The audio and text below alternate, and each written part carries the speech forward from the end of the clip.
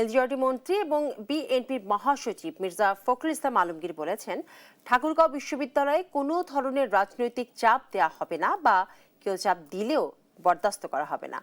শুক্রবার সকালে ঠাকুরগাঁও শহরে তাঁতিপাড়া এলাকায় ঠাকুরগাঁও বিশ্ববিদ্যালয়ের অস্থায়ী কার্যালয়ের উদ্বোধন অনুষ্ঠানে তিনি কথা বলেন। এ সময় তিনি নির্বাচনের সময় জনগণের প্রত্যাশা এবং দাবিগুলো পূরণ করায় প্রধানমন্ত্রী তারেক রহমানকে ধন্যবাদ জানান।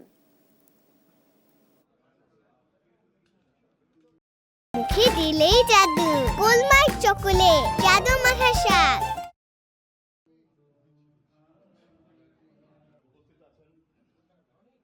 একটা কথা খুব পরিষ্কার করতে বলতে, পলিটিক্যাল কোনো ইনফ্লুয়েন্স আপনার উপর করা হবে না, এটা আমি বলছি আপনাদের উপর স্থির করে বলছি, no political influence will be on you.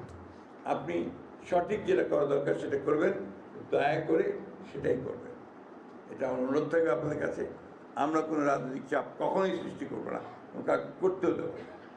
এই কথাটা মনে রেখে সকলকে সঙ্গে নিয়ে প্রত্যেকে আপনাকে সহযোগিতা করবে, কারণ এটা ঠাকুরের প্রাইড, এটা ঠাকুরের গর্ব।